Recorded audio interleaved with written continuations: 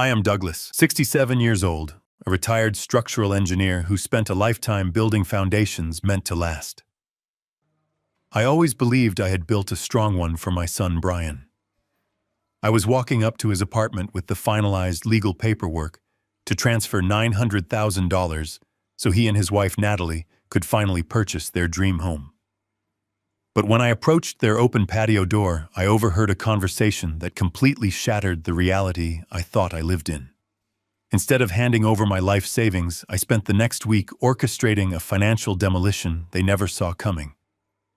Before I continue my story, let me know which city or state you are watching from in the comments below.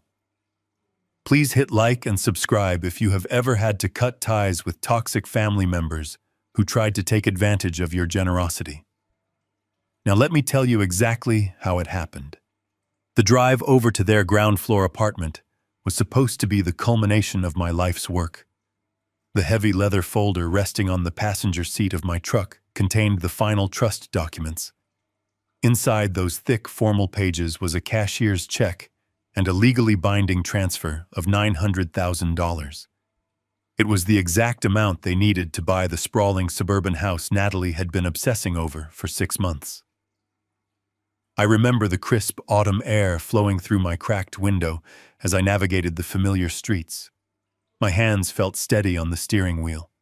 I felt a profound, quiet pride swelling in my chest. Since my wife passed away 12 years ago, my entire existence had been narrowed down to one singular purpose: ensuring our only son would never have to struggle the way we did when we were young. I had worked 80-hour weeks managing commercial construction sites, breathing in concrete dust and reviewing blueprints until my eyes blurred all to build a safety net that could withstand anything. Handing over this money was not a loss for me. It was a victory. It was the ultimate proof that I had been a good father. I pulled into the visitor parking space of their complex, turned off the engine, and sat there for a moment, just resting my hand on the leather folder. I imagined the look on Brian's face when he realized he would own his home entirely debt-free. I imagined the relief in his eyes. I gathered the folder, stepped out of the truck, and walked down the paved pathway toward their patio. The afternoon was unseasonably warm, and the sliding glass door leading to their living room was cracked open by a few inches to let in the breeze. I raised my hand to knock on the glass, but the sound of Natalie's voice stopped me cold. She was not speaking to Brian. She was on the phone, and her tone was entirely devoid of the sweet, high-pitched warmth she always used when speaking to me. Her voice was sharp, fast, and aggressively calculating. She was talking to her older brother. I stood absolutely still, my knuckles inches from the glass, as her words drifted through the opening. She told her brother that the old man was finally bringing the money today.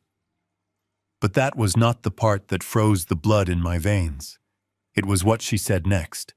She instructed her brother to have the legal paperwork ready for the new limited liability company they had secretly formed.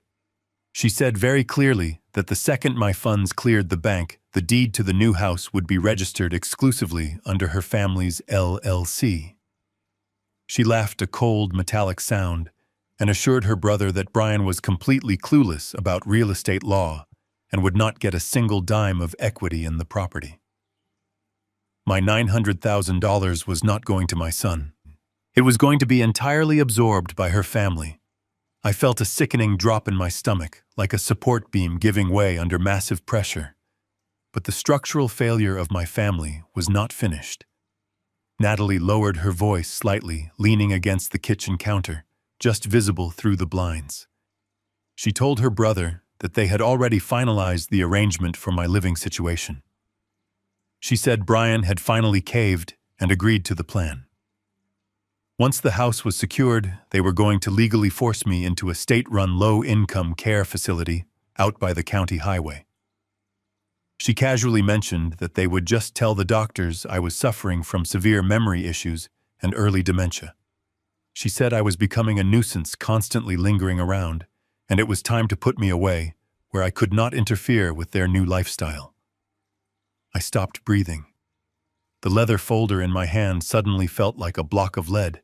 I waited desperately, hoping I had misunderstood, hoping there was some context I was missing. But then I heard the heavy footsteps of my son entering the kitchen. I prayed for Brian to speak up. I prayed to hear the boy I raised defend his father, to tell his wife that stealing my money and locking me away was an absolute betrayal. Natalie did not hang up the phone. She simply looked at Brian and told him she was finalizing the LLC details with her brother, and reminded him that they needed to tour the nursing facility next week to sign the intake forms. I stood outside the window, my heart pounding a slow, agonizing rhythm against my ribs. Brian sighed. It was not a sigh of resistance. It was a sigh of mild inconvenience. He told his wife that it was just so exhausting dealing with me lately. He said I always wanted to talk about the past, and that my constant presence was suffocating their marriage. He looked right at her and said we have to secure our future, even if it means making tough decisions about him. He agreed. He validated every single word. He was not a victim of her manipulation. He was a willing participant in my destruction. In that fraction of a second, the father-son bond completely snapped. The boy who used to sit on my shoulders at construction sites. The young man whose college tuition I had drained my savings to pay the son I had loved more than my own life ceased to exist. He was replaced by a stranger standing in a kitchen, casually discussing the theft of my life's work and the erasure of my freedom. I did not bang on the glass. I did not storm into the apartment and demand an explanation. Decades of engineering had taught me that when a structure is critically compromised, you do not hit it with a hammer. You step back, assess the load-bearing failures, and prepare for a controlled demolition. I slowly lowered my hand. I stepped backward, making sure my shoes did not crunch on the gravel. I turned around and walked back down the pathway to my truck. Every step felt like I was moving through deep water, but my mind was rapidly clearing, replacing shock with a cold, absolute focus. I climbed into the driver's seat and locked the doors. I opened the heavy leather folder, took out the cashier's check for $900,000 and tore it neatly down the middle. I tore it again and again until it was nothing but useless confetti. Then I took the trust documents, the beautiful legal promises of a father's love, and ripped them to shreds. I started the engine and pulled out of the parking lot. I did not go home. I drove directly to my primary bank branch downtown. If they were planning to declare me legally incompetent to steal my assets, I needed to reinforce my financial perimeter immediately. I walked into the bank, bypassed the teller line, and requested an immediate emergency meeting with the branch manager whom I had known for 15 years. I instructed him to freeze all of my accounts, revoke all outgoing wire privileges, and place a mandatory in-person verification lock on every single dollar I owned. As the manager was typing the overrides into the system, his hands suddenly stopped. He looked up at me, his face pale. He turned his monitor to show me the screen. Less than an hour ago, while I was driving to their apartment, an electronic request had been submitted to wire $300,000 from my secondary savings account directly into an unknown corporate account. The authorization document attached to the request was a temporary medical power of attorney. It was a document I had signed 3 years ago when I was put under general anesthesia for a knee replacement, granting Brian temporary authority, just in case something went wrong during surgery. He had kept it. He was trying to drain my accounts before I even arrived with the check. They were not just waiting to betray me. They were actively executing the theft. The first chain of the conflict was now locked into place, and the silent adjustment had begun. The heavy oak door of Aaron Fletcher's downtown office clicked shut, sealing out the noise of the city traffic. I sat in the high-backed leather chair across from his desk, resting my hands flat on the polished wood surface. The office smelled of old paper and bitter coffee. Aaron was a man who understood the architecture of wealth. He had been my estate attorney for 2 decades, drafting the very documents I had just torn to shreds. He sat back, his pen hovering over a yellow legal pad, waiting for me to explain why I had demanded an emergency meeting at 4 in the afternoon. I did not offer a warm greeting. I did not make small talk about his recent golf trip. I just looked at him, feeling the final traces of the soft, accommodating father evaporate into the air. In its place, the cold, calculating mind of a structural engineer took over. For 40 years, I made my living analyzing the integrity of steel and concrete. I was paid to find the invisible stress fractures in load-bearing columns before they brought an entire skyscraper down. You cannot negotiate with physics. You cannot guilt a cracking foundation into holding strong. When a structure is compromised, sentimentality will get people killed. You have to look at the numbers, isolate the failure, and act with absolute precision. Sitting in that chair, I realized my family was no longer a home. It was a condemned building. Brian and Natalie were not my children anymore. They were a catastrophic structural failure, and I was the only one holding the blueprints. Aaron noticed the shift in my posture. He put his pen down and leaned forward, lacing his fingers together. He asked me what had happened to the trust transfer. I told him there would be no transfer. My voice was completely flat, stripped of any paternal grief. I laid out the facts as if I were reading a site inspection report. I explained the phone call I had overheard through the patio window. I detailed Natalie's plan to funnel the $900,000 into a newly formed, limited liability company controlled by her brother. I recounted Brian's casual agreement to falsely declare me medically incompetent and lock me in a state-run facility. I did not shed a single tear as I spoke the words. Tears are for things that can be fixed. This could only be demolished. Aaron's professional composure cracked for a fraction of a second. His eyes widened, and he let out a slow, heavy breath. He had known Brian since he was a teenager. He started to offer his condolences. I stopped him mid-sentence. I told him I did not come here for sympathy. I came here for a tactical assessment. I reached into my coat pocket and pulled out the printed alert the bank manager had given me an hour earlier. I slid the single sheet of paper across the desk. Aaron picked it up and read it. The color drained from his face as he processed the information.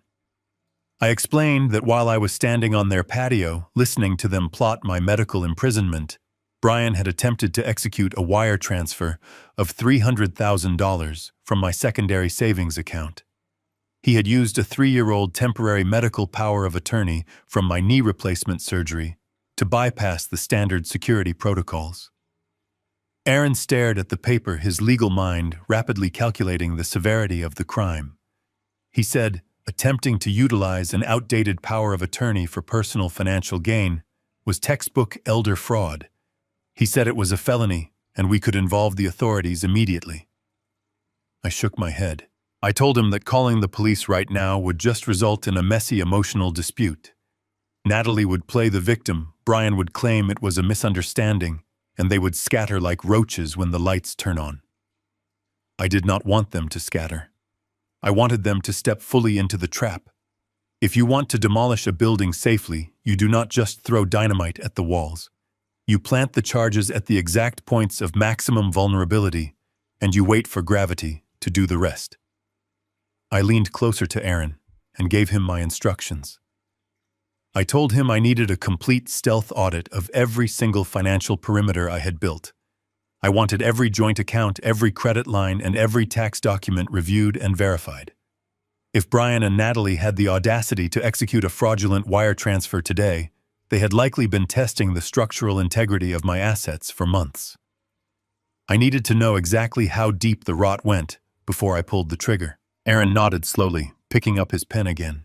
He asked me what we were going to do about the $900,000 they were expecting for the house. I looked at him with a perfectly calm expression. I told him we were going to give them exactly what they asked for, but we were going to hand it to them inside a financial Trojan horse that would burn their entire world to the ground. Aaron began to write. The blueprint for their destruction was officially in motion. Aaron turned toward his dual monitors and began typing with practiced speed. The mechanical clicking of his keyboard filled the quiet room as he accessed the master ledger of my estate. We were not just looking at numbers on a screen. We were looking at the entire architecture of my adult life mapped out in columns and rows. He opened the primary commercial trust file first. It was the largest account holding the bulk of the wealth I had accumulated over 4 decades. Staring at that massive figure, I did not feel a sense of pride. I felt the phantom ache in my lower back and the exhausting weight of 1,000 sleepless nights. When my wife passed away 12 years ago, my world completely collapsed. Some men turn to the bottle to drown their grief, while others simply give up. I turned to concrete and steel. I threw myself into the most demanding high-risk structural engineering contracts on the East Coast. I oversaw the construction of massive suspension bridges and 70-story commercial towers in the city center. I worked through freezing winter rain and blistering summer heat, breathing in silica dust and sleeping in temporary site trailers just to stay close to the project. I missed holidays. I skipped vacations. Every single dollar in that primary trust was earned through physical sacrifice, brutal negotiations, and unforgiving deadlines. I built an impenetrable financial fortress because I believed the world was a dangerous, unpredictable place, and I wanted to ensure my son would never face the kind of poverty that keeps you awake at night. Aaron clicked out of the primary trust and opened the historical transfer logs. The screen instantly filled with years of outgoing transactions, each one a glaring testament to my fatal flaw as a parent. Line by line, the digital audit revealed the stark, undeniable contrast between how I built my life and how Brian chose to live his. I believed in digging deep and pouring a strong foundation before erecting a single wall. Brian believed in skipping the hard work and moving straight into the penthouse. The banking records showed the $50,000 I wired him when he was 25 to fund a tech startup that folded completely within 6 months. Below that was the massive $80,000 bridge loan I provided when he tried to flip a dilapidated residential property without hiring a proper inspector. He had ignored the rotting floor joists to save a few bucks. The project went instantly bankrupt, and I quietly covered his severe losses to save his credit score from total ruin. He always had grand visions of wealth, but he possessed absolutely zero discipline to execute them. As Aaron scrolled through the endless list of bailouts and finalized debt settlements, a sickening realization washed over me. The evidence was right in front of my eyes. I had not been protecting my son. I had been systematically destroying his ability to survive in the real world. Every time he took a reckless financial shortcut, I was there to pave the road beneath his feet. I taught him that failure had no consequences as long as I was alive to write the check. He never learned the value of $1 because he never had to sweat for one. Watching the cursor move down the screen, I understood exactly why he felt no remorse about the conversation I had overheard on the patio. In Brian's mind, my money did not belong to me. It was simply a resource waiting to be harvested. The attempt to use my old medical records to seize my savings was not a sudden act of desperation. It was the ultimate logical escalation of a lifetime of entitlement. He had spent his entire adulthood taking the easy way out, and stealing my estate while locking me in a facility was just the final, most efficient shortcut of them all. Aaron stopped scrolling. The rhythmic clicking of his keyboard ceased abruptly. He leaned closer to the monitor, his eyes narrowing as he focused on a specific subfolder. It was the secondary joint account I had established 5 years ago, designed strictly as an emergency fund for Brian and Natalie in case of unexpected medical bills or severe job loss. I had rarely checked the balance, trusting them to honor the sacred purpose of that safety net. Aaron pushed his glasses up the bridge of his nose and let out a low, sharp breath. The audit had just moved past my historical mistakes as a father. We had just hit the live wire of their current deception. Aaron clicked the mouse and the screen transitioned to the secondary joint account. I had set this specific fund up 5 years ago, shortly after Brian and Natalie were married. I deposited $100,000 into it with very clear and very strict instructions. It was a safety net, an emergency reservoir designed to sit completely untouched unless catastrophe struck. I told them it was strictly for catastrophic medical bills, a sudden job loss, or a structural emergency with their living situation. I wanted them to sleep well at night, knowing that if the bottom ever fell out of their lives, they would not hit the concrete. I had not looked at the balance in over 3 years, trusting the quiet respect I assumed they had for my hard work. But as the digital ledger loaded on Aaron's monitor, the number staring back at us was not 100,000 plus interest. The balance at the top of the screen read $38,000. My chest tightened, not from the loss of the money, but from the sudden jarring realization that my perimeter had been breached long before today. Aaron did not speak. He simply began filtering the transaction history, organizing the withdrawals by date and amount. If Brian had lost his job, or if someone had required major surgery, I would have known. There had been no emergencies. There had been no desperate phone calls for help. I leaned closer to the glow of the screen, my eyes scanning the rows of data with the cold precision of a site inspector, looking for the source of a leak. The theft had not happened all at once. It was not a single massive wire transfer that would have triggered a fraud alert. It was a slow, methodical, and deliberate siphoning of funds. It was a calculated bleed designed to go unnoticed by an old man they assumed was too trusting or too foolish to check his own ledgers. The withdrawals started small, just a few $100s here and there, testing the waters to see if I was watching. When I did not call to ask about a $500 charge, the amounts began to escalate. I asked Aaron to isolate the merchant names attached to the routing numbers. The screen refreshed, replacing the vague banking codes with the exact destinations of my stolen money. The evidence of Natalie's hidden life materialized right in front of my eyes. The funds I had bled and sweat to save for their survival had been systematically liquidated to construct a counterfeit image of wealth. There were recurring monthly payments of $900 to a luxury automotive leasing company for the European vehicle she drove. It was the same vehicle she claimed her real estate brokerage had provided as a company car. There were charges in the thousands for boutique designer clothing stores, downtown high-end cosmetic clinics, and weekend spa retreats she took with her friends. I watched the cursor highlight a charge for $4,000 at a custom jewelry design studio dated just 2 weeks before my birthday. She had bought herself a diamond tennis bracelet using my emergency medical fund, and then had the audacity to hand me a cheap store-bought card for my birthday, claiming things were tight financially. The sheer arrogance of it was staggering. She was not stealing out of desperation. She was stealing out of pure, unadulterated vanity. She treated my life savings as her own personal slush fund, swiping the debit card linked to that account with absolute impunity. Brian either knew about it and lacked the spine to stop her, or he was so oblivious to his own household finances that she had managed to hide a massive secondary income from him entirely. Knowing my son, it was likely the latter.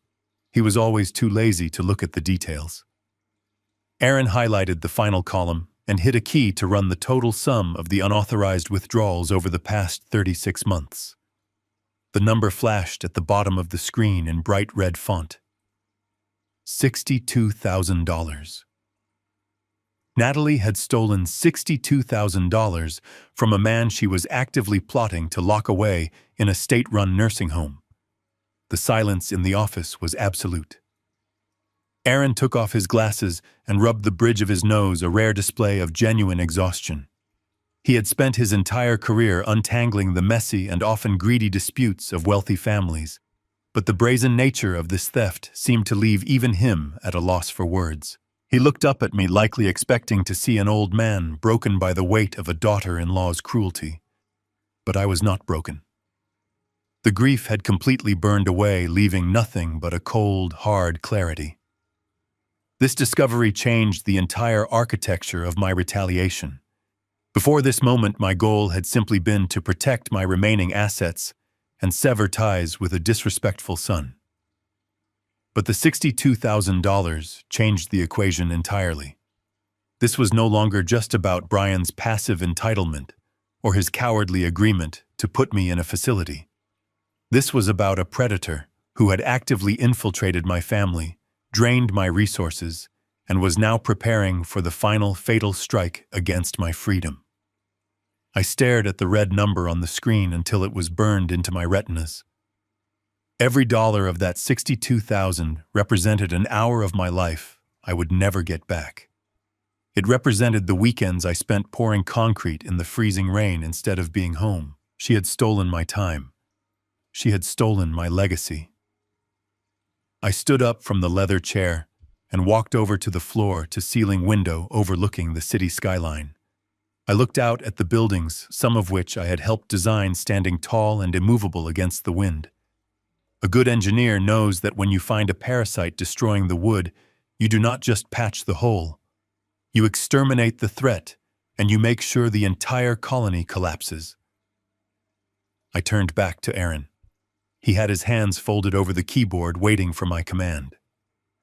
I told him to print out every single page of the transaction history, to highlight every designer shoe, every spa treatment, and every lease payment. I wanted it all bound in a single undeniable physical document. The $62,000 was no longer just stolen money. It was the exact price of her admission into the trap we were about to build. The financial autopsy was complete. We had found the cause of death of this family. Now it was time to prepare the burial. The heavy silence in Aaron's office was suddenly broken by the sharp vibration of my cell phone against the polished mahogany desk. The caller ID illuminated the screen. It was Natalie. Aaron looked at the phone, then looked at me, a silent question passing between us. Just minutes ago, we had uncovered the undeniable proof that this woman had stolen $62,000 from my emergency medical fund to buy designer clothes and diamond jewelry. Now she was calling the very man she was actively robbing, likely to secure the final $900,000 before locking him in a state-run care facility. I did not hesitate. I reached across the desk, pressed the green button to accept the call, and immediately put her on speakerphone. I held my index finger to my lips, signaling Aaron to remain absolutely silent. When I spoke, my voice carried none of the cold, calculating fury that was currently freezing my veins.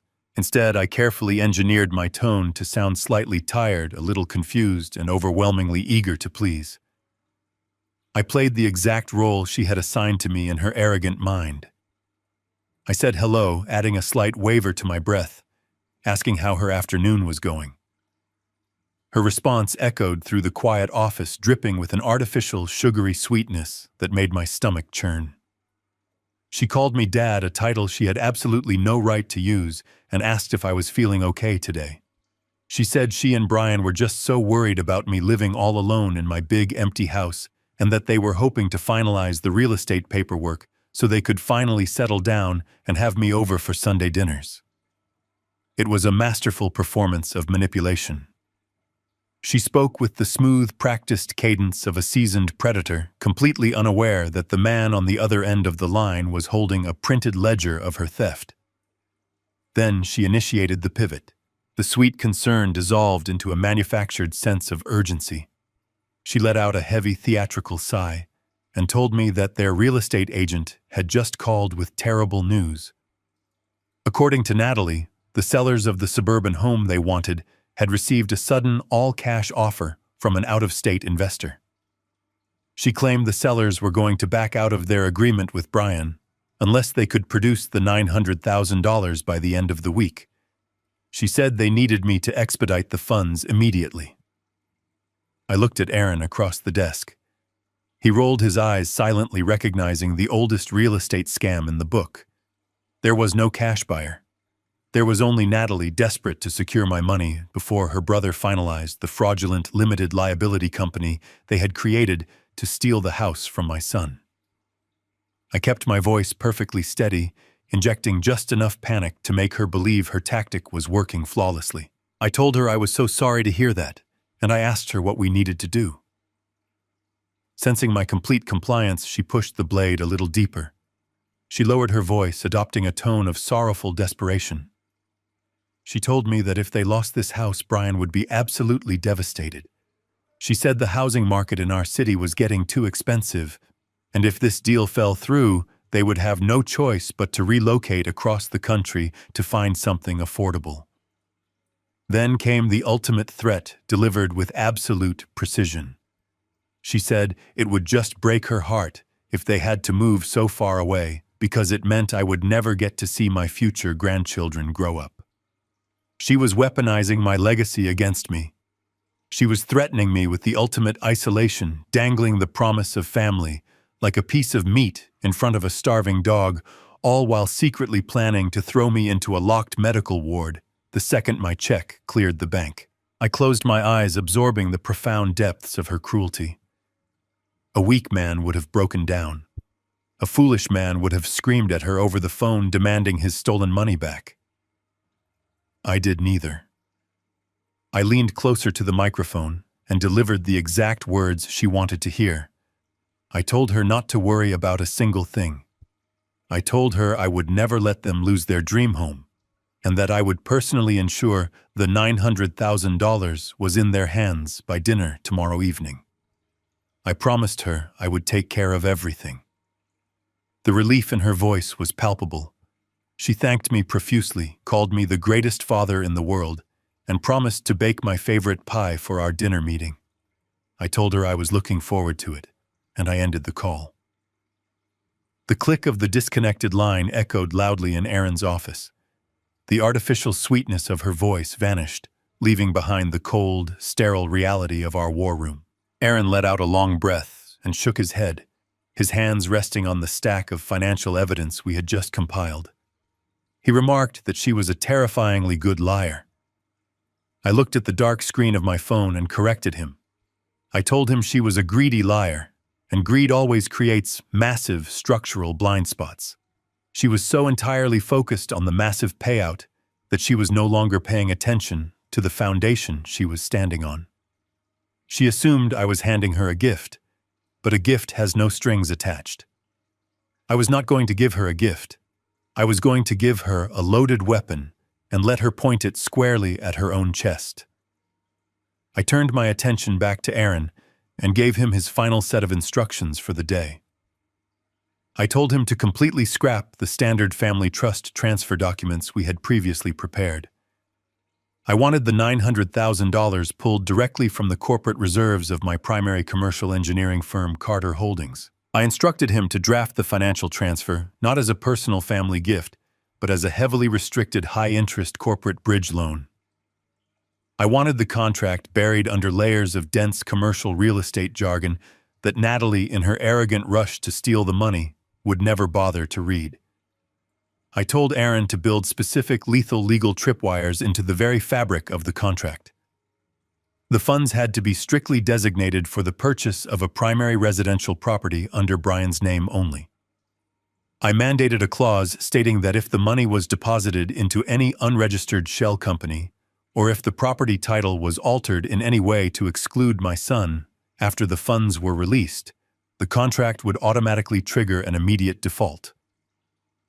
More importantly, it would legally classify the transaction as an act of commercial embezzlement. By structuring the transfer this way, we were removing the impending dispute completely out of the realm of a messy family civil court.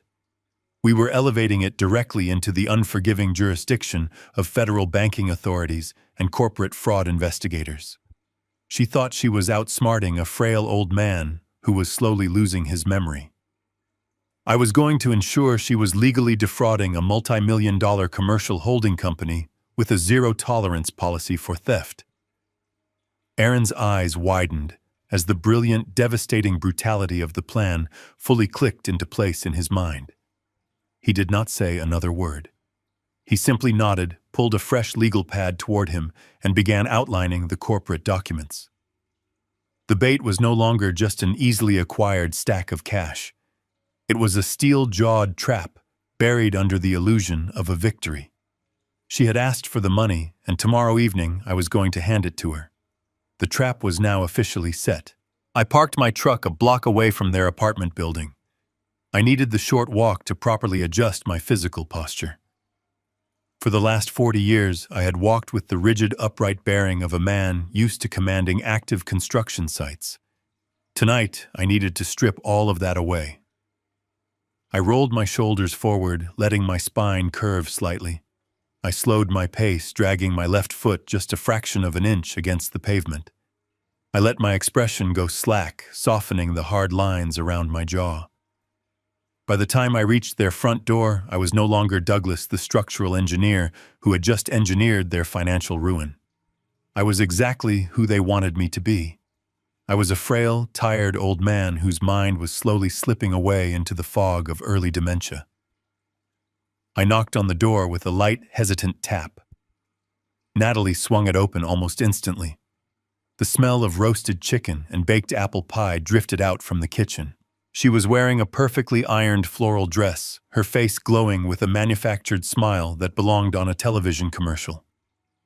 She reached out and grabbed my arms, pulling me into a tight, dramatic hug. She told me how wonderful it was to see me and how much she had been looking forward to this dinner. I patted her back with trembling hands, playing the part of the grateful father-in-law. I stepped inside and saw Brian standing by the dining table pouring wine into expensive crystal glasses. Those were glasses that I now knew had been purchased with money stolen from my emergency medical fund. Brian looked up and offered a tight, nervous smile. He asked how I was feeling. I did not give him a sharp, articulate answer. Instead, I paused, looking around the room as if I was slightly disoriented. I took off my coat and fumbled with the buttons, letting my fingers shake just enough to be noticeable. I asked him what day it was, claiming I had somehow lost track of the week. The look that passed between Brian and Natalie was instantaneous. It was a look of smug validation. They genuinely believed my mind was failing. They believed their plan to lock me in a state-run facility was not just cruel, but entirely justified by my apparent decline. Natalie gently took my coat, speaking to me in the slow, loud voice people reserve for toddlers or the deeply impaired. She guided me to the head of the table, treating me like a fragile piece of glass that might shatter at any moment. I sat down and let out a long, exaggerated sigh, rubbing my temples. I told them I was just so tired lately, and that keeping up with my own house was becoming far too much for me to handle. Natalie placed a plate of hot food in front of me, her eyes shining with absolute greed. She touched my shoulder and told me not to worry about a single thing. She promised that once they closed on the new house, everything would be easier. She said they would take complete care of me and I would never have to stress about my living situation again. It was a masterclass in psychological manipulation. She was feeding me a warm meal while mentally measuring me for a straitjacket. I picked up my fork and ate the food, making sure to chew slowly and drop a small piece of potato onto my shirt. Brian watched me do it, and I saw the distinct flash of disgust cross his face. My own son was repulsed by the weakness he thought he was witnessing. He took a large sip of his wine, completely failing to realize that the weakness was a perfectly constructed illusion. Internally, my mind was operating with the cold, razor-sharp precision of a steel trap waiting to spring. I noted the brand of the wine, acknowledging that it cost at least $200 a bottle. I noted the new diamond tennis bracelet glittering on Natalie's wrist, the very bracelet she had bought with my stolen money. I cataloged every piece of evidence, every lie, and every patronizing smile. As the dinner progressed, I continued to feed their arrogance. I talked about how confused banking made me these days. I mentioned how hard it was to read the small print on legal documents. I handed them every single excuse they needed to feel completely secure in their theft. I wanted them to believe I was entirely helpless without them. The more helpless I acted, the more confident they became. Natalie poured me a glass of water, her hand brushing against the thick leather folder I had placed on the empty chair beside me. She asked what was in the folder, her voice trembling with barely contained excitement. I looked at the folder and then looked back at her, putting on a soft, bewildered smile. I told her I brought the paperwork for the house just like she asked. I said I wanted to make sure they got their dream home before my memory got any worse. Brian finally looked me directly in the eyes, his guilt momentarily warring with his greed. The greed won instantly. He told me I was doing the right thing and that this was the best move for our family's future. He had fully convinced himself that stealing my money and my freedom was an act of mercy. The plates were cleared away, and Natalie brought out the apple pie she had promised. She cut a massive slice and placed it carefully in front of me. It was the celebratory dessert for a victory they thought they had already won. The atmosphere in the room was thick with their unspoken triumph. They thought they had successfully manipulated a dying man into handing over the keys to his kingdom. They had no idea that the frail old man sitting at their dining table had already rewritten the deed to their destruction. I took a slow, deliberate bite of the pie. The dinner of deception had served its exact purpose. They were completely relaxed, entirely disarmed, and utterly blind to the steel jaws resting silently beneath the surface. It was time to hand them the bait.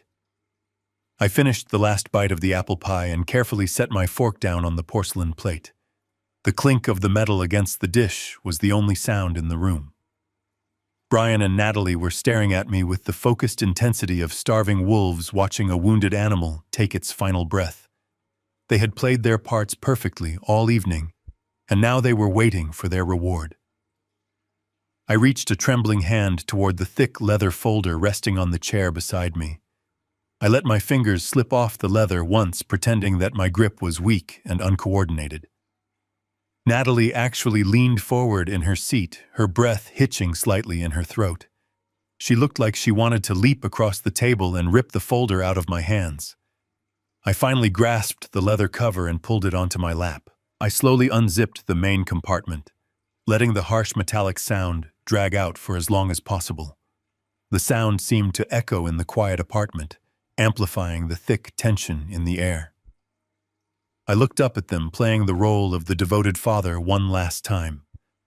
I told them I was just so glad I could do this for them. I said I wanted them to have a beautiful, spacious place to build their family, far away from the stress and noise of the city. I told them I just wanted to be helpful before I became too much of a burden. I reached inside the folder, and my fingers brushed against the thick, premium stock paper of the cashier check. Aaron had printed it exactly as I requested earlier that afternoon. It was not a personal check drawn from my private family savings account. It was a commercial draft issued directly from the primary operating reserves of Carter Holdings. I slowly pulled the document into the warm yellow light of the dining room chandelier. The paper was crisp and heavy, carrying the undeniable physical weight of nearly $1 million. I slid it across the smooth, polished wood of the dining table. I did not push it toward my son. I pushed it directly toward Natalie. She was the architect of my destruction, and I wanted to watch her take the bait with her own 2 hands. Natalie did not even wait for the check to stop moving before she snatched it up from the table. Both of her hands clamped down on the edges of the paper, holding it as if the wind might suddenly blow it away. I sat back in my chair and watched the transformation take over her face. It was a terrifying and fascinating thing to witness. I watched her eyes lock onto the numbers printed in bold black ink. $900,000. Her pupils dilated, instantly expanding until her eyes looked almost entirely black, reflecting the light from above. A flush of deep red crept up her neck and spread rapidly across her cheeks. It was the physical manifestation of pure, unadulterated greed flooding her nervous system. She let out a sharp gasp, a sound of absolute raw hunger finally being satisfied. Her hands actually began to shake, causing the heavy paper to rattle slightly in the quiet room. She was holding more money than she had ever seen in her entire life, and the sheer power of it was intoxicating her. She was so completely mesmerized by the number 9 and the 5 zeros following it that she did not look at anything else on the document. She did not look at the top left corner, where the bold corporate logo of my commercial engineering firm was clearly stamped in dark blue ink. She did not read the legal memo line printed at the very bottom, which explicitly designated the funds as a heavily restricted commercial real estate bridge loan subject to strict federal corporate tax regulations. She saw absolutely nothing but free money waiting to be spent. She traced her perfectly manicured fingernail over the printed amount, completely oblivious to the fact that she was currently holding a highly explosive financial device. My mind evaluated her reaction with the cold precision of an engineer inspecting a doomed structure. Her greed had created a massive blind spot. If she deposited that specific corporate draft into an unregistered limited liability company, as she had planned with her brother, she would instantly violate 3 different federal banking laws. The moment the bank routing numbers processed the transaction, an automated corporate fraud alert would trigger. The system would lock the funds entirely and automatically notify the Commercial Crimes Division of the attempted embezzlement. She was smiling at a loaded gun, completely convinced it was a winning lottery ticket. She did not ask a single question about the origin of the check. She did not ask why it looked different from a standard personal bank draft. Her vanity and her absolute confidence in her own intelligence had blinded her to the trap right in front of her face. Brian leaned over her shoulder to look at the piece of paper.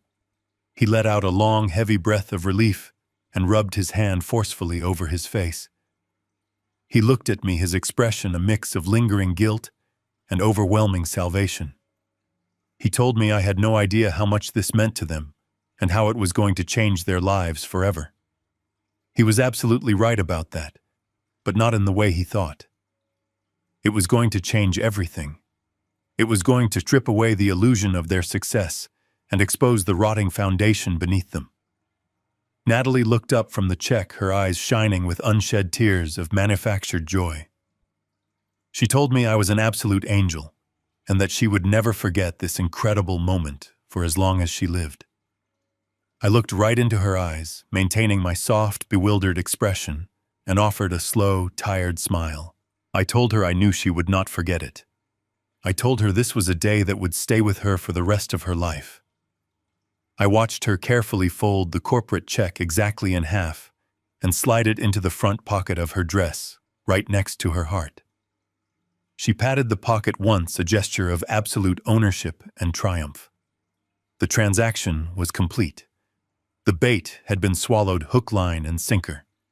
They had officially taken possession of the Trojan horse, and now all I had to do was wait for them to pull it inside their gates. The atmosphere in the dining room immediately shifted from tense anticipation to a sickeningly sweet celebration.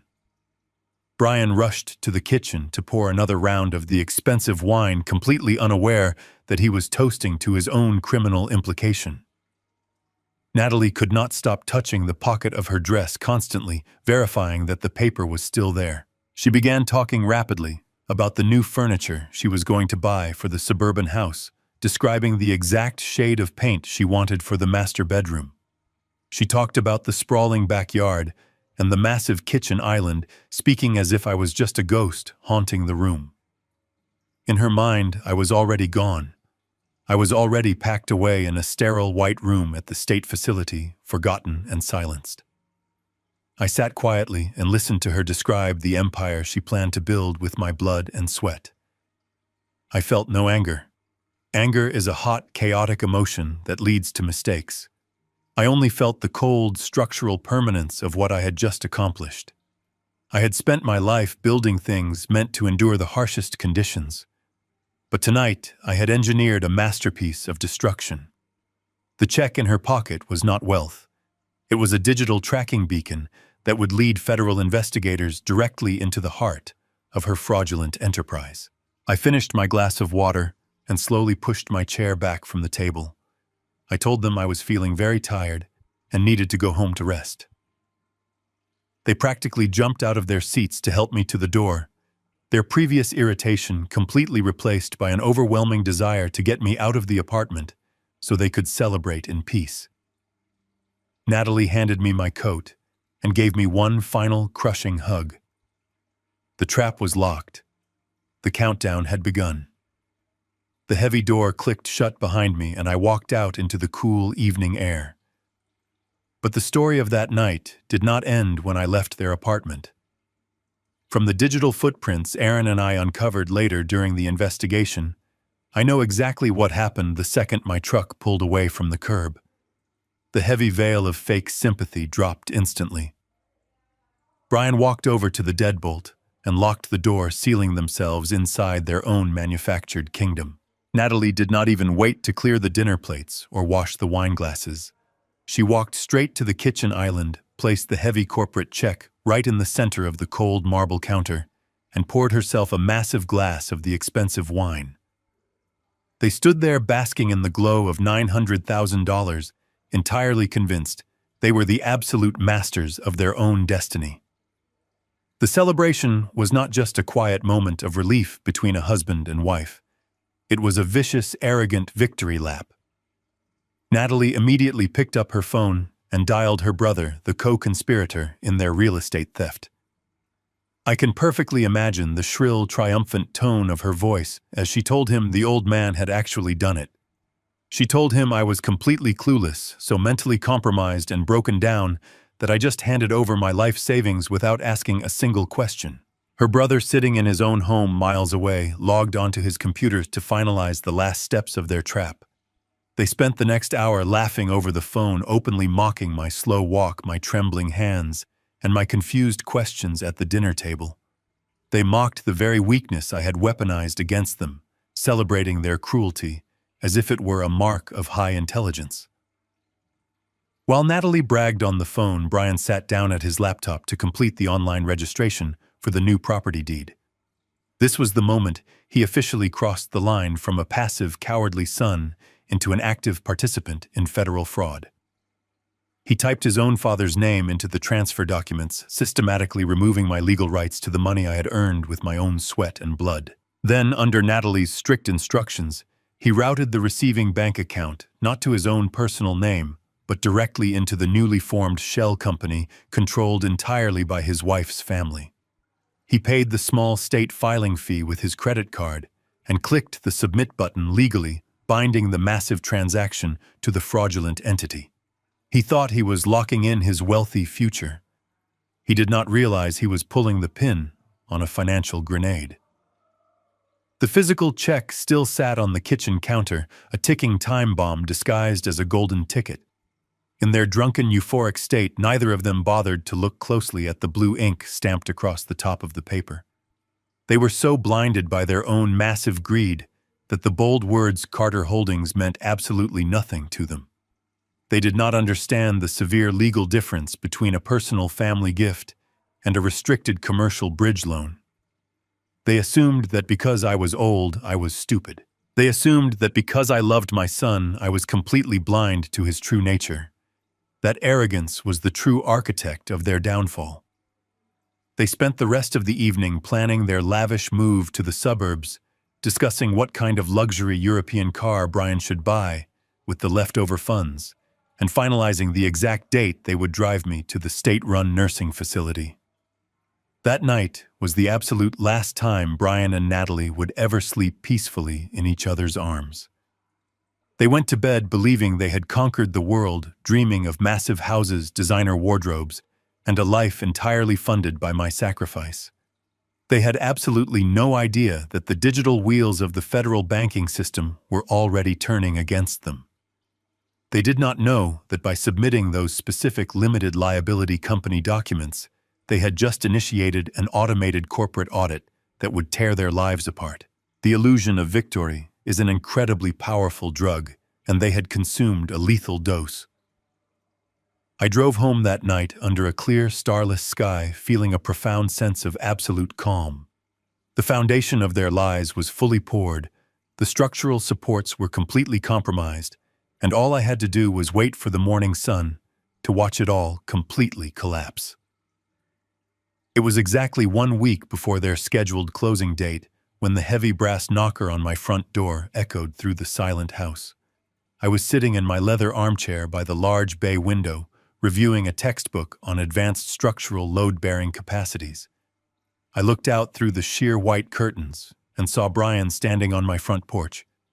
He was entirely alone. He shifted his weight nervously from one foot to the other, constantly checking his expensive wristwatch and looking back toward his vehicle parked hurriedly on the street.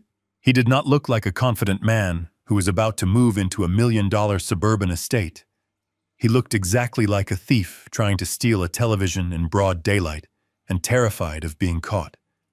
I placed my heavy book gently on the wooden coffee table and took a deep, steadying breath. I let my shoulders slump forward, allowing my spine to curve slightly, and resumed the physical posture of the frail old man they so desperately needed me to be.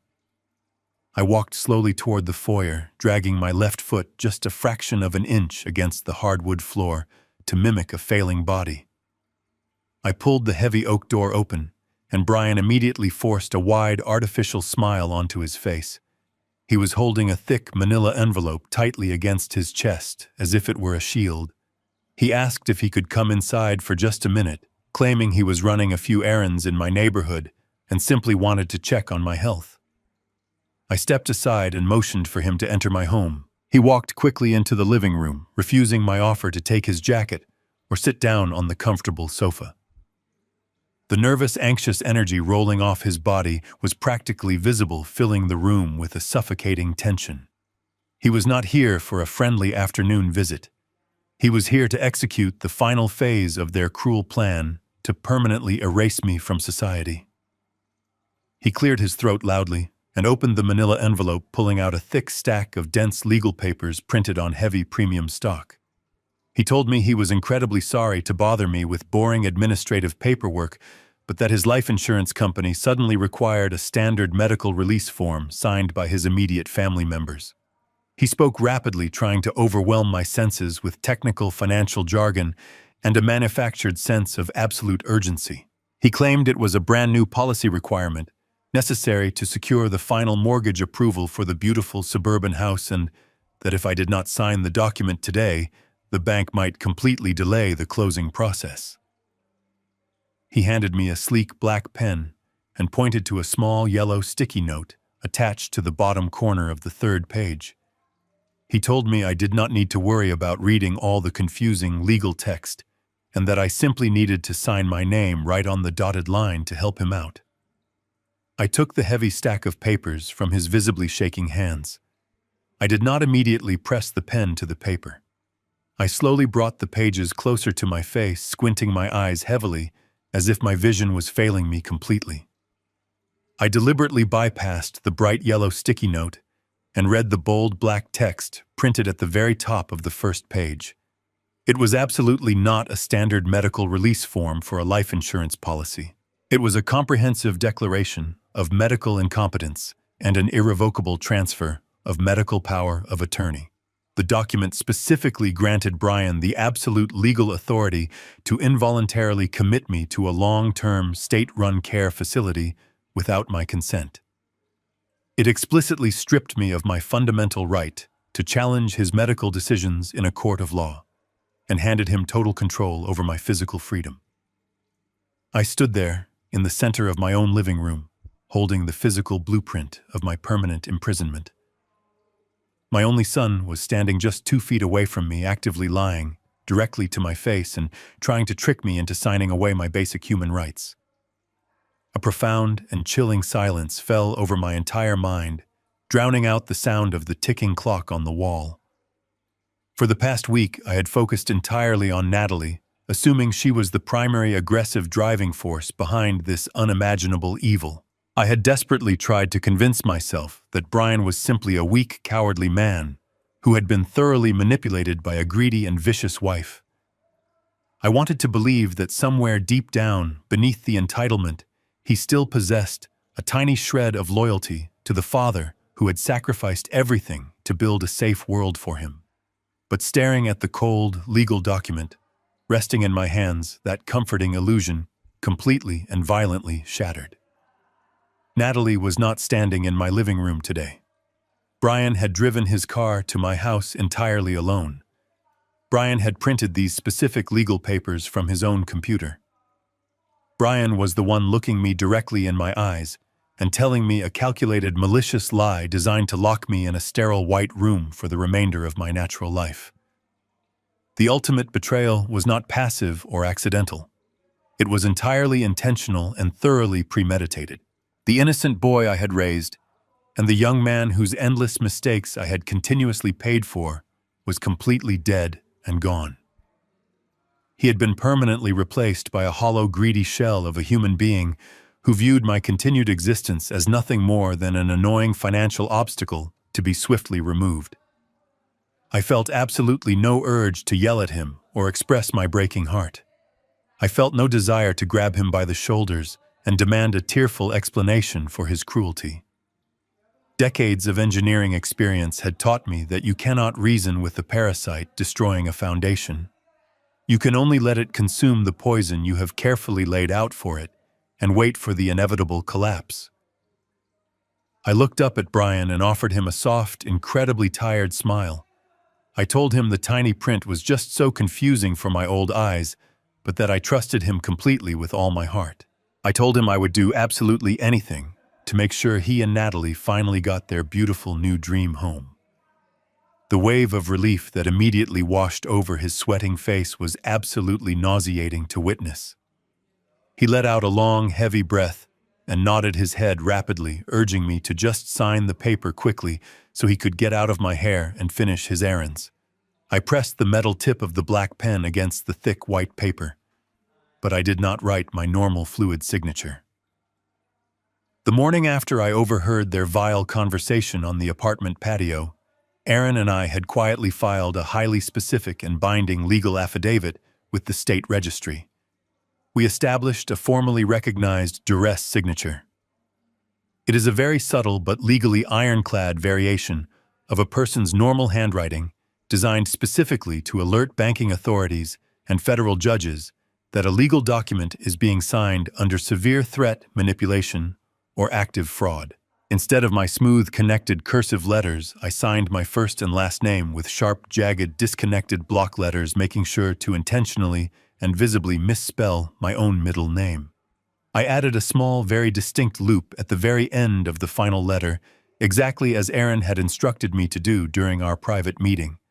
To the untrained, eager eye of a greedy and impatient son, it looked exactly like the shaky, confused handwriting of a frail man suffering from severe cognitive decline.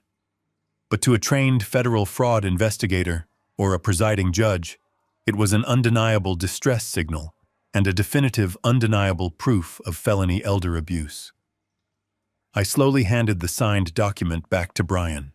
He snatched it out of my trembling hand with terrifying speed, sliding it immediately back into the brown manila envelope.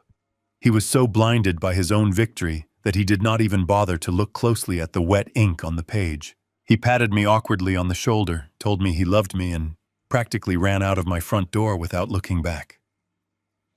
I stood by the window and watched his car speed away down the quiet residential street, completely unaware that he was carrying a loaded legal bomb in his passenger seat. He truly thought he had just successfully secured his wealthy, luxurious future and silenced my voice forever. In absolute reality, he had just personally handed me the final undeniable piece of evidence I needed to send him directly to federal prison.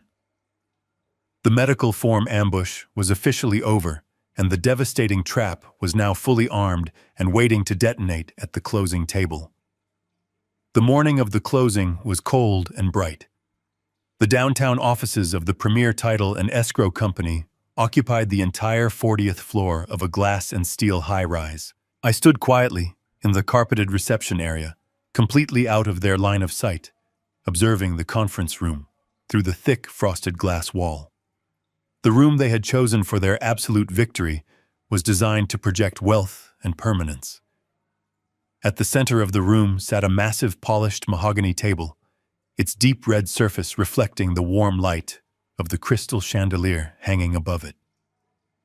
At the far end of the room, a tall, antique grandfather clock stood against the wall, its heavy brass pendulum swinging back and forth with a slow, rhythmic ticking sound. Each heavy tick echoed in the quiet space, marking the final seconds of their manufactured empire. Natalie sat at the head of the mahogany table, treating the closing appointment as if it were her own personal coronation.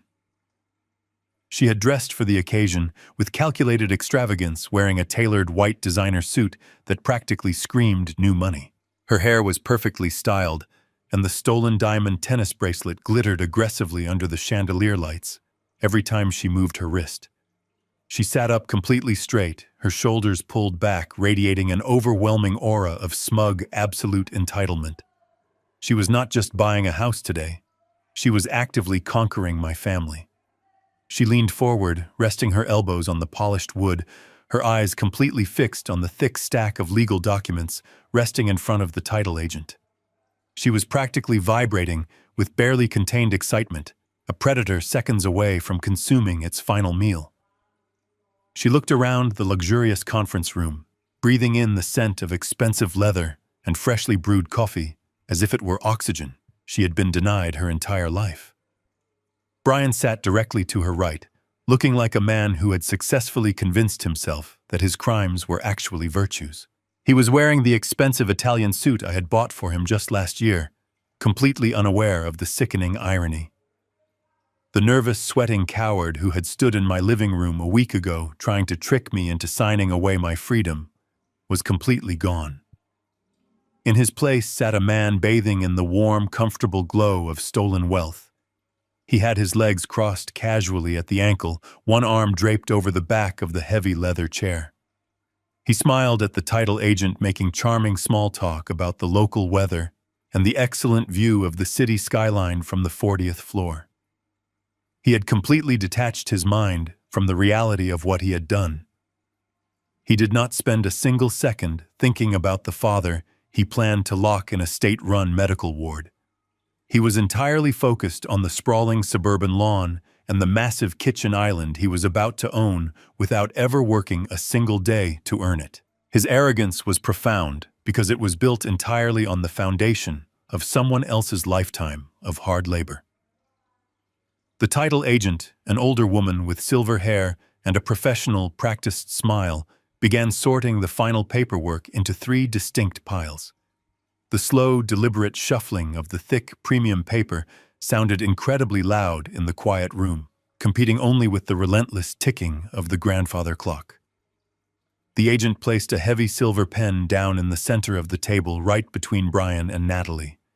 She explained that they would need to sign the property transfer deed first, officially moving the title from the sellers directly into the newly formed Family Limited Liability Company.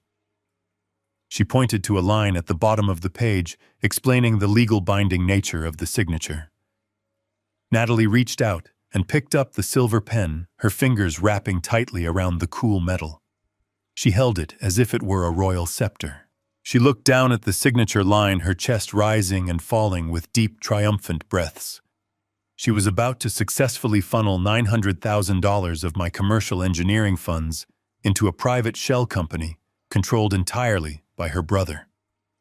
She was about to complete the ultimate theft right out in the open under the guise of a standard residential real estate transaction. Brian leaned closer to his wife, whispering something in her ear that made her let out a sharp, victorious laugh. They were completely insulated inside their bubble of absolute arrogance. They believed they had outsmarted a dying old man. They believed they had navigated the complex legal system with flawless precision. They assumed the massive corporate check I had given them at dinner was quietly resting in the escrow accounts, completely cleared and ready to be distributed. They had absolutely no idea that the federal banking system had frozen that specific transaction 72 hours ago. They had no idea that a corporate fraud alert had already been fully processed, and that the money they were currently celebrating did not actually exist anywhere in the world. They were sitting at the highest peak of their delusion, entirely convinced that the world belonged to them.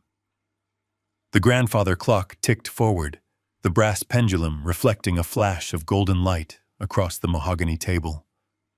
The sound seemed to slow down, stretching the moment into an eternity. Natalie uncapped the silver pen and brought the tip down until it was hovering just a fraction of a millimeter above the crisp white paper. She paused for one final second, savoring the ultimate peak of her greedy ambition. She believed this was the exact moment her entire life changed for the better. She believed she had permanently secured her immense wealth and successfully eliminated the only human obstacle standing in her way. She was completely blind to the fact that the floor beneath her feet had already been entirely demolished by the very man she thought she had buried. She was standing on nothing but empty air, waiting for gravity to take over. I watched her from the shadows of the reception area, feeling the cold, calculated precision mass of the trap finalizing its absolute grip. I let her enjoy that final second of absolute supremacy. I let her feel the intoxicating rush of total victory.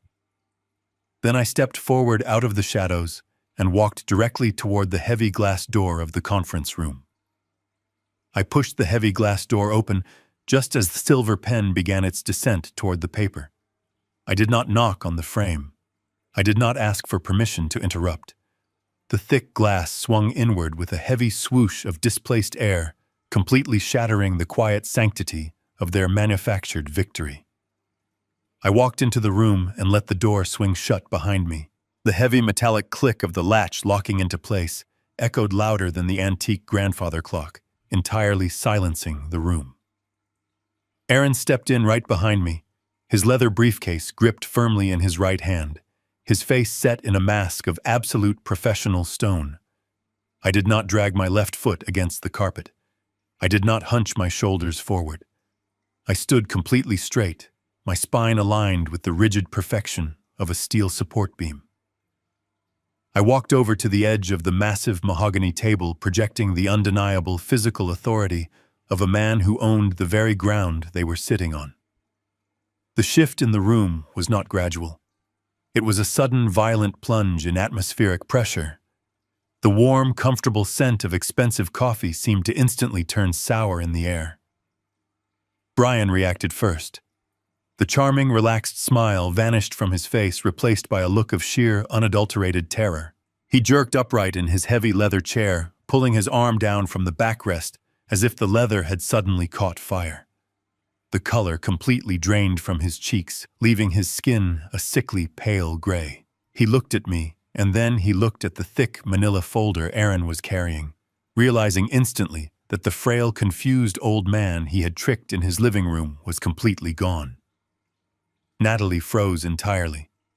Her hand stopped moving just a fraction of an inch above the signature line.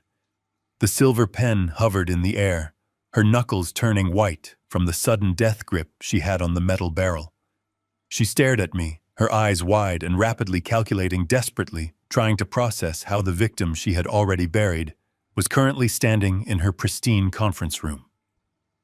The title agent looked back and forth between us, her professional smile slipping into an expression of deep confusion and sudden caution. She slowly pulled her hands away from the documents, sensing the massive invisible weight of the impending conflict.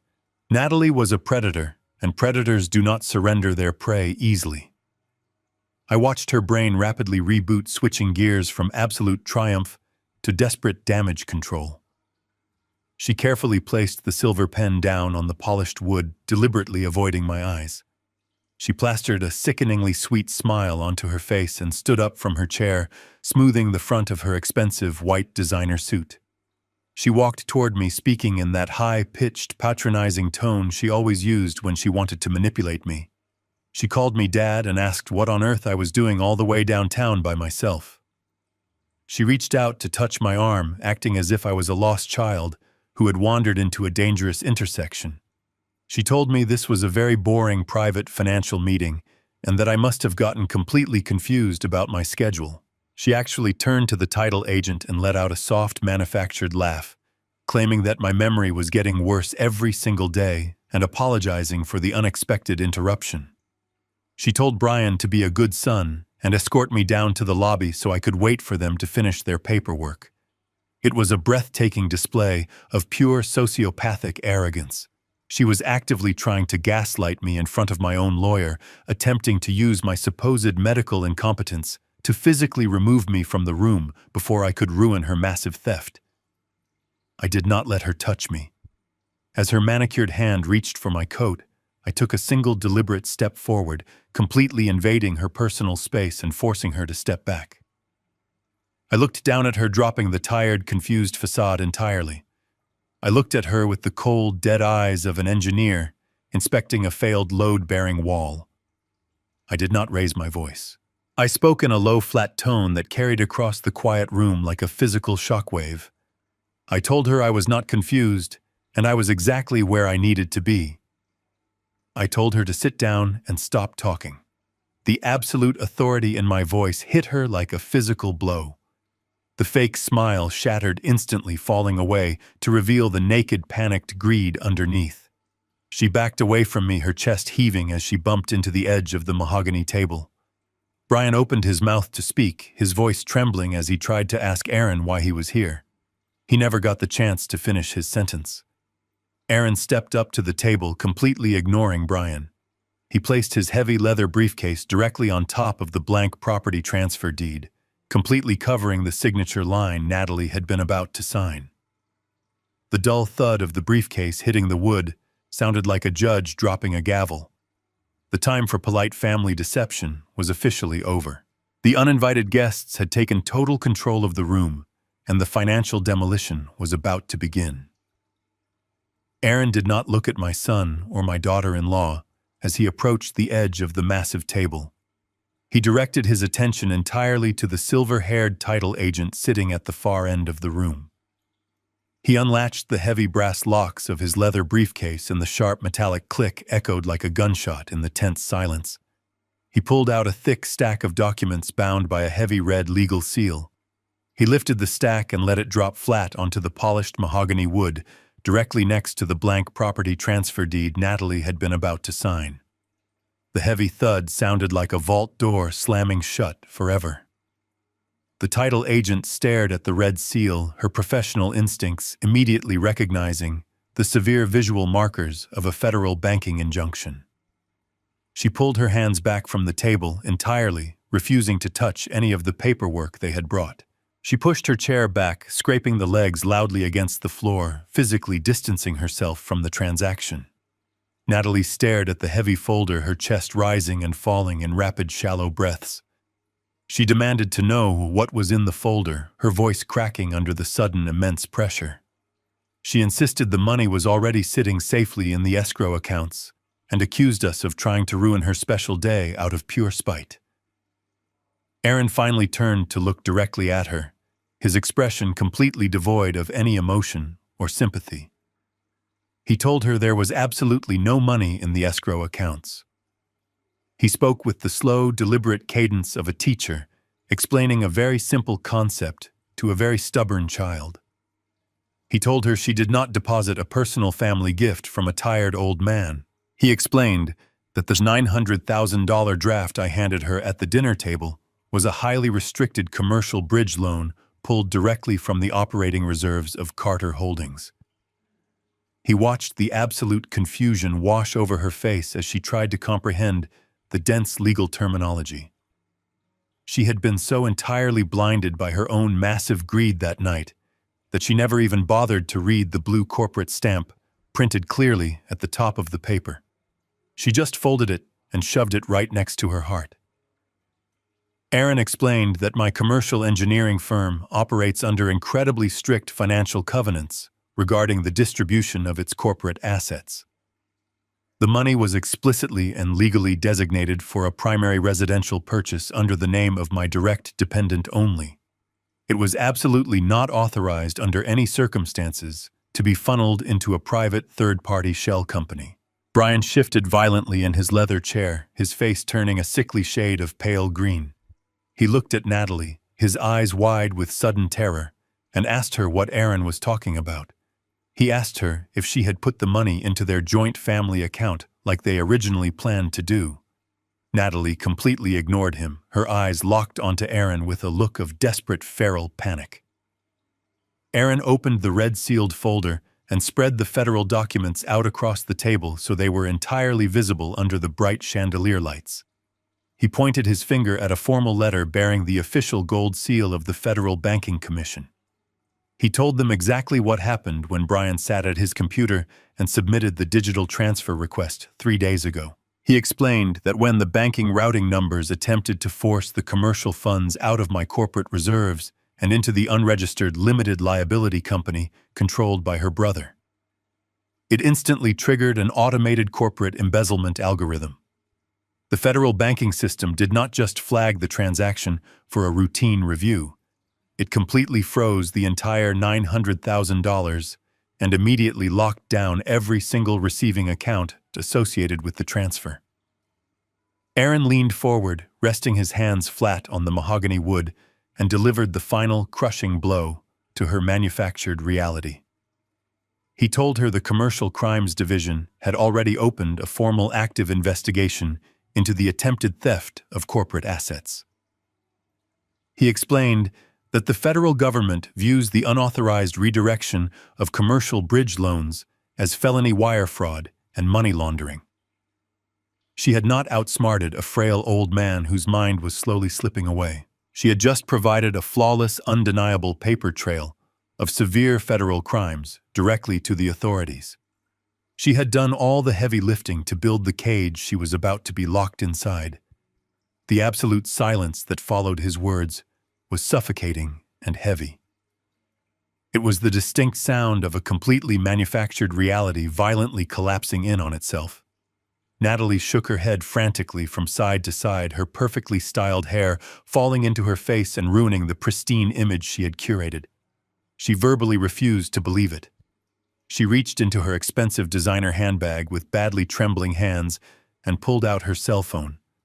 She tapped the glass screen violently, trying to open her banking application, to prove to the entire room that we were lying to her. I stood completely still and watched her eyes dart desperately across the glowing screen, searching for the $900,000 she truly believed belonged to her. Instead, she found a bright red banner displayed aggressively across the top of her account dashboard, indicating a complete administrative freeze on all of her personal funds. Her hands began to shake so violently that the phone slipped from her fingers and clattered loudly against the hard surface of the table. The breath left her lungs in a ragged, gasping sob that sounded like a dying animal. The overwhelming arrogance she had carried into the room just 10 minutes ago was entirely eradicated, leaving behind nothing but the naked terror of a criminal caught perfectly in the act. She looked at me, her eyes begging for a reprieve, silently asking me to tell Aaron it was just a terrible misunderstanding. I gave her absolutely nothing. I stood there like a wall of solid concrete, reflecting her own calculated cruelty right back at her. But the structural demolition was not yet finished. You do not leave a compromised support beam standing when you tear down a condemned building. You must completely clear the site to ensure the rot never returns. Aaron reached into his leather briefcase one final time and pulled out a single crisp sheet of paper printed on the official heavy letterhead of the State Real Estate Commission. He slid it slowly across the smooth wood until it rested directly in front of Natalie, covering her cell phone. He told her that because she was a licensed real estate broker, the authorities viewed her actions not just as private financial fraud, but as a severe and unforgivable violation of her professional fiduciary duties. He explained that utilizing her specialized industry knowledge to establish a fraudulent shell company and attempting to launder stolen corporate funds through a standard residential closing had triggered an immediate automatic suspension of her broker license. The piece of paper resting in front of her was the official legal notice of that suspension. She could no longer legally sell property or represent clients anywhere in the state pending the final outcome of the federal investigation. Her career, the very foundation of her fake wealthy persona, and her primary source of unearned pride was entirely destroyed in a matter of seconds. She would lose her job, her luxury company car, and her pristine reputation by the end of the business day. The flawless architect of my destruction was now sitting in the ruins of her own life with absolutely nowhere left to hide. The devastating reality of the suspended real estate license hung in the heavy air of the conference room for only a few agonizing seconds before Natalie completely snapped. The polished, sophisticated woman who had walked into the room acting like royalty was entirely gone. In her place was a cornered, desperate animal willing to tear down anyone in her path to survive. She slammed her hands down on the mahogany table so hard that the heavy silver pen rattled loudly against the wood. She turned her entire body toward Brian, her eyes wide and wild with a manic, terrifying energy.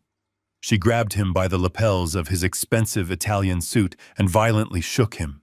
She screamed at him to do something, her voice echoing shrilly off the thick glass walls. She told him he was completely pathetic for just sitting there while we ruined their entire future. Then the desperate light bulb went off in her panicked mind. She remembered the legal weapon they thought they still possessed. She released his suit and pointed a shaking finger directly at my face. She screamed at Brian to use the power of attorney right now. She commanded him to take out the medical incompetence forms he had forced me to sign last week and slap them down on the table. In her absolute frantic desperation, she convinced herself that if Brian had total legal control over my physical and financial autonomy, he could somehow bypass the federal corporate lock. She yelled that Brian could legally sign the property transfer deed on my own behalf, force the title company to accept the transaction, and deal with the banking authorities later. She was completely unhinged, entirely ignoring the fact that federal wire fraud cannot be cured by a family court medical document. She just needed a lifeline, and she was demanding her husband throw it to her, regardless of the consequences. Brian was practically hyperventilating, completely overwhelmed by the speed at which his wealthy future was violently evaporating. But he was also completely terrified of the vicious woman screaming in his face. He reached into his leather messenger bag resting on the floor and frantically pulled out the brown manila envelope.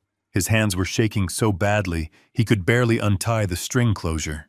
He pulled out the thick stack of medical declaration, forms the exact same papers he had brought to my living room a week ago.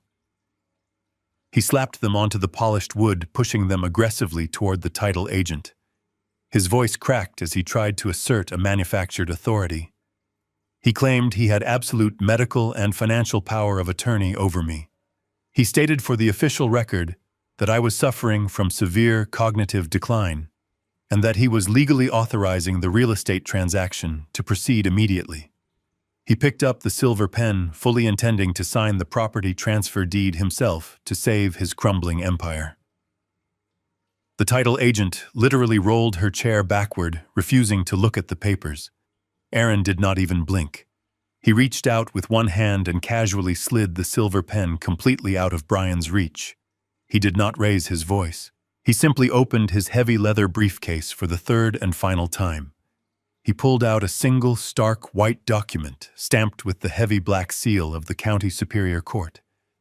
He placed it directly on top of Brian's fraudulent medical papers.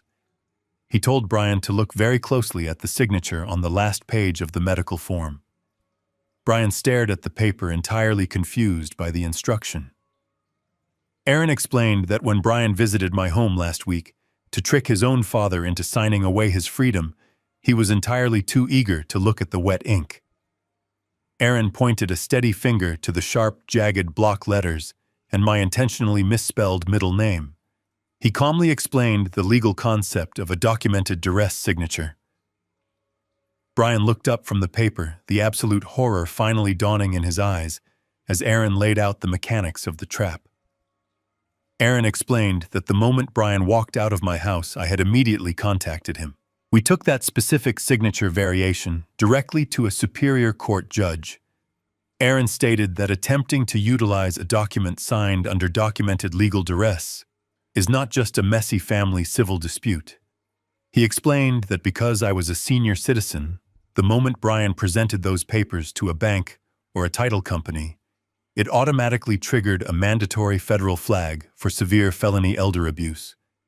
The document Brian had just proudly slapped onto the table to save his wife was the exact piece of physical evidence required to issue an active arrest warrant. Aaron tapped his finger on the Superior Court injunction resting on the table. He told Brian that the injunction legally nullified any and all power of attorney claims immediately. He explained that the court had already been fully briefed on Brian's previous attempt to wire $300,000 using an outdated surgical document from 3 years ago. Aaron looked directly into Brian's terrified eyes and delivered the absolute final checkmate. He told my son that he was no longer making decisions for my estate. He told him that by presenting the fraudulent medical forms today, he had officially escalated his crime from attempted theft to active documented elder abuse in front of multiple professional witnesses. Natalie stopped screaming. The entire room fell into a dead, suffocating silence. Brian stared at the court injunction, his mouth opening and closing without a single sound coming out. He had thought the medical forms were his absolute trump card, providing him with the ultimate control over my life and my assets. He finally realized they were his own personal death warrant. He had walked into the room believing he was the master of his own destiny, but he was nothing more than a puppet pulling on his own strings. The power of attorney counterstrike had landed with devastating, permanent precision. The legal walls had completely closed in, and there were no more doors left to open. The silver-haired title agent had been sitting completely motionless at the far end of the mahogany table. She had witnessed hundreds of messy real estate disputes during her long career, but she had never been an active witness to a coordinated federal felony. She looked at the fraudulent medical documents Brian had just thrown onto her table, and then she looked at the court injunction Aaron had placed right beside them. The professional courtesy completely vanished from her face. She realized instantly that her own title agency was actively being used as a staging ground for money laundering and elder abuse. If she allowed this transaction to proceed even a single inch further, she would be legally considered an accessory to the crimes. She did not say a word to Brian or Natalie. She simply reached out with both hands and pulled the entire stack of closing documents across the polished wood until they were safely resting against her chest. She picked up the blank property transfer deed, the fraudulent limited liability company registration, and the medical power of attorney forms. She opened a heavy metal lockbox sitting on the floor beside her chair and placed every single piece of paper inside it. The loud metallic snap of the lockbox closing was the final definitive sound of their future being sealed away. She looked directly at Brian and informed him that she was legally obligated under federal escrow regulations to report everything that had just happened in her conference room. She told him she was calling the authorities immediately and turning the lockbox directly over to the commercial fraud investigators. Brian collapsed back into his heavy leather chair. He buried his face in his hands, his shoulders shaking violently as the absolute reality of his impending arrest finally crushed the last remaining breath out of his lungs. But Natalie was still frantically searching for a way out. She looked at Aaron, her voice reduced to a pathetic whimpering whisper. She begged him to just cancel the corporate check and let them walk away. She promised they would never bother me again and that they would just go back to their apartment and forget any of this ever happened. Aaron shook his head slowly. He told her she was fundamentally misunderstanding the scope of the destruction she had caused. He reminded her that the limited liability company she had tried to use to steal the house was not registered in her name. It was registered entirely under her older brother. Aaron explained that when she instructed her brother to set up that specific shell company to receive stolen corporate bridge loans, she had officially made him the primary beneficiary of a federal wire fraud conspiracy. When the banking authorities trace the digital routing numbers from the frozen $900,000, they will not just be coming to her apartment. They will be raiding her brother's home and seizing all of his personal assets to cover the corporate investigation penalties. The final ounce of fight completely drained out of Natalie. Her knees buckled and she slumped heavily against the edge of the mahogany table, dragging her expensive white designer suit against the wood. She had not just ruined her own life and her husband's life. In her blinding, arrogant greed, she had completely destroyed her own family. Her brother was going to federal prison because he had trusted her arrogant promises of easy wealth. She covered her mouth with her trembling hands, a low, agonizing moan escaping her throat. It was the sound of a parasite realizing it had just consumed the very poison that would kill it. I stood there and watched the two of them entirely broken and defeated. I did not feel a single drop of pity. I had spent my entire life protecting Brian from the consequences of his own terrible decisions. I had constantly reinforced a failing structure, hoping that my love and my money could somehow hold it together. But a structure built on entitlement and deceit will always eventually collapse. Today, I had simply stopped holding up the walls and allowed gravity to finally take its natural course. The checkmate was absolute and permanent. I turned my back on my son and his wife. I did not offer them a goodbye. I walked out of the glass conference room with Aaron right beside me, leaving them sitting in the suffocating silence of their own manufactured tomb. The title agent was already picking up the phone to call the police as we walked into the elevator lobby. The heavy steel doors of the elevator slid shut, entirely cutting off the sight of the mahogany table and the antique grandfather clock. The elaborate trap I had designed was completely empty now. It had successfully caught exactly what it was built to catch, and my hands were finally clean. The heavy glass doors of the conference room remained closed, but the absolute isolation inside was completely suffocating. The silver-haired title agent kept her word. She picked up the sleek black telephone on her desk and dialed the direct line for building security and the local authorities. Brian and Natalie were completely paralyzed. They sat at the massive mahogany table like stone statues, unable to comprehend the massive speed at which their lives had just been violently dismantled. The beautiful suburban house with the sprawling lawn and the massive kitchen island ceased to exist. It was replaced entirely by the cold, hard reality of federal fraud charges and imminent arrest. Natalie was still slumped against the polished wood, her expensive white designer suit wrinkled and stained with the sweat of her own sheer terror. She looked at the heavy metal lockbox sitting securely by the title agent, knowing that every single piece of evidence required to send her to federal prison was locked safely inside. Brian finally found his voice, but it was nothing more than a pathetic, broken whisper. He asked his wife what they were going to do. He looked at her, expecting the confident, arrogant woman who always had a manipulative plan for every situation. But that woman was completely gone. She did not have a plan. She did not have a witty response or a clever legal loophole. She just stared blankly at the empty space on the table where the property transfer deed used to be. Less than 10 minutes later, the heavy glass door swung open again. It was not me returning to save them. It was two uniformed building security guards accompanied by 3 local police officers who had been patrolling the downtown financial district. The title agent stood up calmly and handed the metal lockbox directly to the lead officer. She pointed her finger squarely at Brian and Natalie, formally identifying them as the individuals attempting to execute a fraudulent commercial wire transfer and commit felony elder abuse in her office. The officers did not draw their weapons, but their physical presence was an overwhelming wall of absolute authority. They instructed Brian and Natalie to stand up and step away from the table. Natalie tried to protest. She tried to use her polished real estate broker voice, attempting to explain that this was simply a massive misunderstanding between a confused father and his loving children. The lead officer looked down at the official State Real Estate Commission suspension notice still resting on the table. He told her she was no longer a licensed broker and that she needed to remain completely silent. The ultimate humiliation began as the officers escorted them out of the conference room. They were forced to walk through the crowded 40th floor reception area. Dozens of other real estate professionals, mortgage brokers, and wealthy clients stopped what they were doing to watch the spectacle. Natalie had spent her entire career desperately trying to impress these exact people. She had built her entire identity around projecting an image of flawless wealth and untouchable success.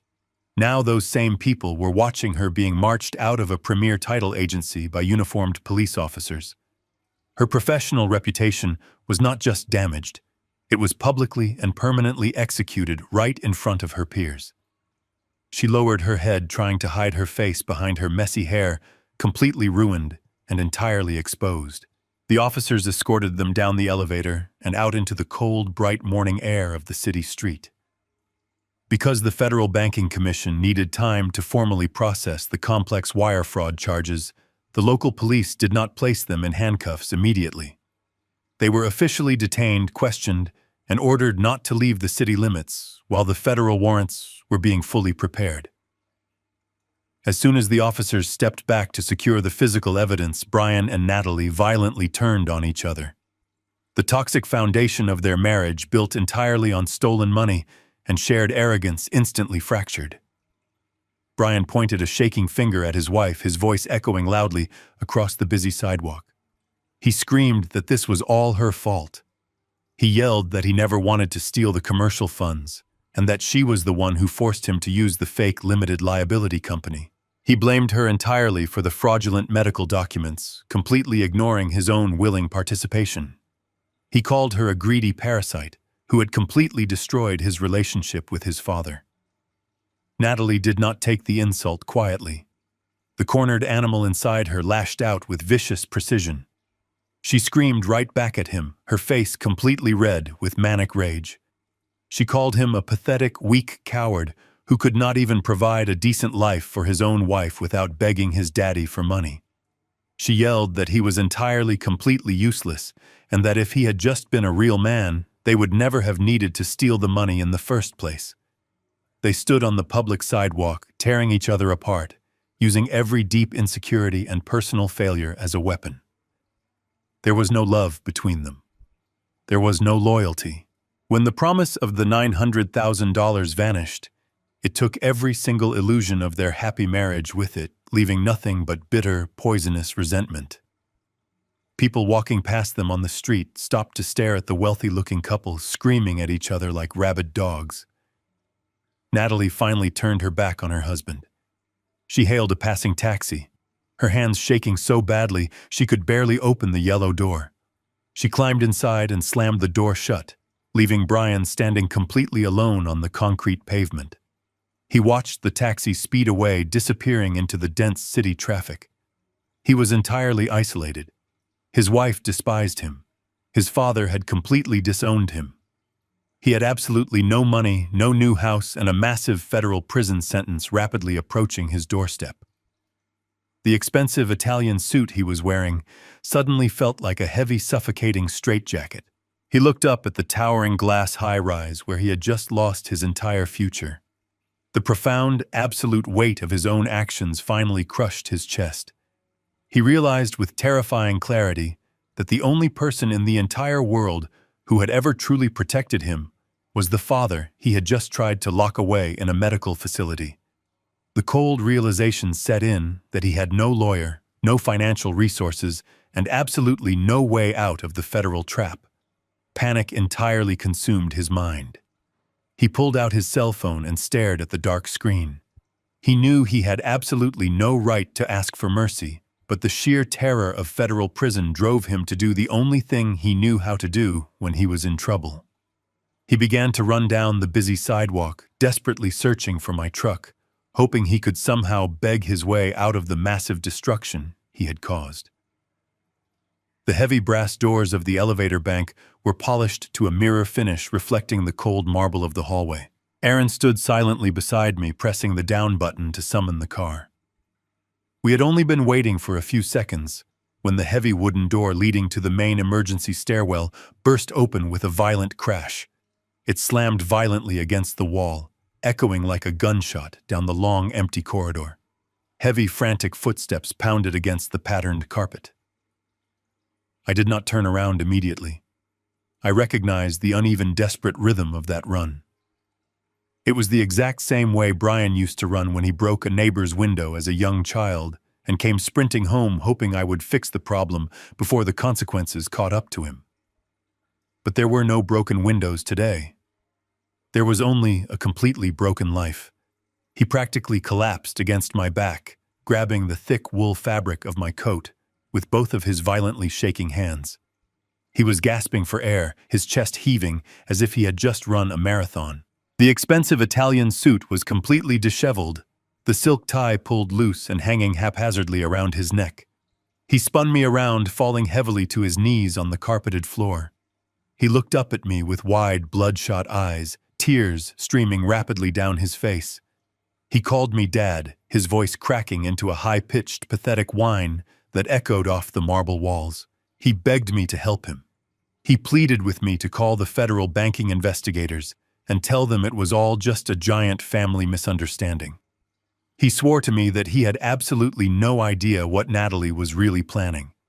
He lied right to my face, claiming she had completely controlled him and mentally manipulated him into signing the property transfer documents. He cried that he was just a victim of a greedy, manipulative woman, and that he never truly wanted to put me in a state medical facility. He reached out and grabbed my hands, squeezing them tightly, begging me to use my wealth to hire him a powerful defense lawyer. He said I was his father, and that fathers are supposed to protect their sons no matter what happens. I stood perfectly still and let him hold my hands. I did not pull away, but I also did not return the pressure. I looked down at the top of his head, watching him weep on the floor of a public office building. A month ago, seeing my son in this much agonizing pain would have torn my heart completely out of my chest. I would have moved heaven and earth, draining every single dollar I possessed to shield him from suffering. I would have fought the entire world to keep him safe. But standing there in that cold hallway, looking at the man who had actively plotted to erase my freedom and steal my legacy, I realized something profound and absolute. I felt absolutely nothing. The deep, endless well of paternal love that had driven my entire existence for over 3 decades was completely dry. There was no anger left in my blood. There was no lingering sadness. There was only the cold, sterile observation of an engineer watching a condemned building finally collapse into a pile of useless rubble. I looked at his tears, and I knew with absolute certainty they were not tears of genuine remorse. He was not crying because he had betrayed the father who loved him. He was crying because he had been caught. He was weeping for the sudden catastrophic loss of the massive suburban house, the luxury vehicles, and the unearned, wealthy lifestyle he thought he had successfully stolen. He was mourning the sudden, violent death of his own massive greed.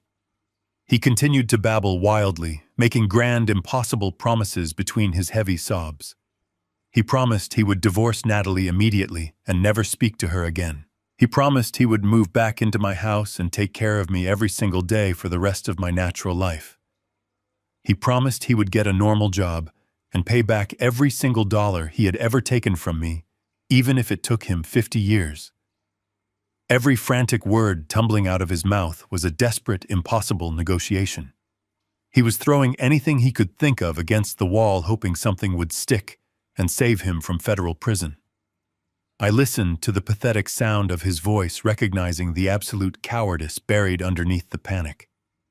He was entirely willing to throw his own wife to the wolves without a single second of hesitation, just to save his own skin. He had absolutely no loyalty to anyone or anything but his own personal comfort. He was exactly the selfish monster I had slowly created by constantly shielding him from the harsh reality of the world.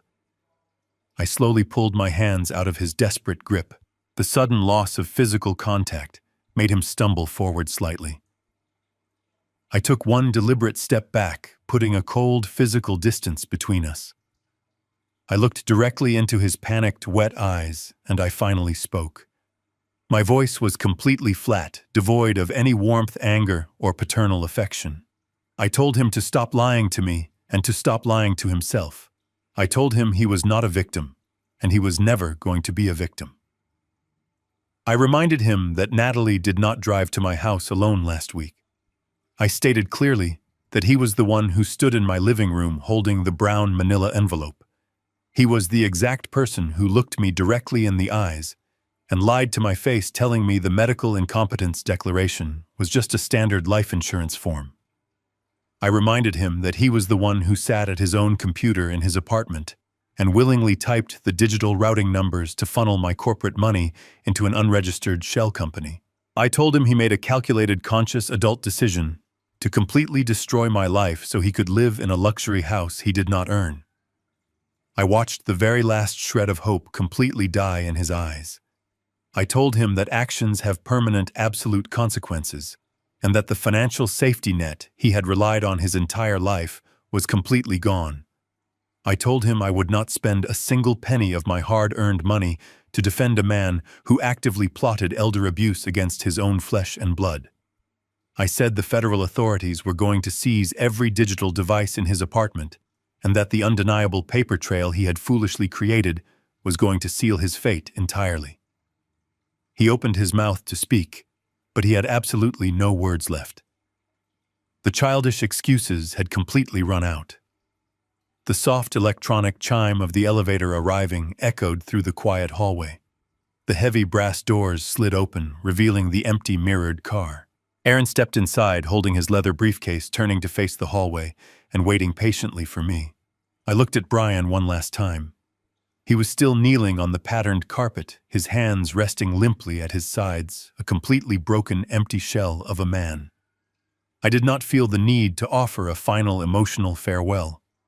I did not wish him luck in his impending trials. I simply turned my back on him and stepped into the elevator. I pressed the glowing button for the ground floor. As the heavy brass doors began to slide shut, I saw him lower his head all the way to the floor, completely surrendering to the overwhelming reality of the massive destruction he had engineered. The doors locked together with a heavy metallic click, entirely cutting him out of my life forever.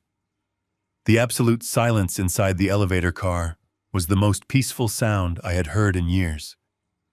Before I completely turned my back to walk into the waiting elevator, I stopped. There was one final structural defect that needed to be permanently addressed before the site could be completely abandoned. I held my hand out toward Aaron without looking away from my son. Aaron knew exactly what I needed. He reached into his leather briefcase one last time and pulled out a slim black presentation folder. It was far less intimidating than the heavy red sealed federal injunctions, but the paper inside carried a completely different and of devastating weight. I took the black folder from Aaron and looked down at Brian. He was still kneeling on the hallway carpet, his chest heaving with desperate, pathetic sobs. When he saw me pause and take the folder, a sudden sickening flash of hope ignited in his bloodshot eyes. He actually believed I was pulling out a lifeline. He thought I was handing him a legal defense contract or a check to hire a criminal attorney. He reached both of his trembling hands upward, cupping them together like a starving beggar waiting for a scrap of bread. I did not hand him a lifeline. I opened the black folder and pulled out the thick stack of printed financial ledgers we had compiled during the stealth audit. It was the complete itemized transaction history of the secondary joint account I had created specifically to protect him from catastrophic emergencies. I held the pages by the corner and let them unroll toward the floor. The list of unauthorized charges was incredibly long, entirely covered in bright red highlighted lines. Brian stared at the cascading sheets of paper, his wet eyes scanning the dense rows of numbers and merchant names. His brain was completely overloaded by the sudden destruction of his life, and he could not immediately process what he was looking at. He asked me what this was, his voice cracking into a high, thin whisper.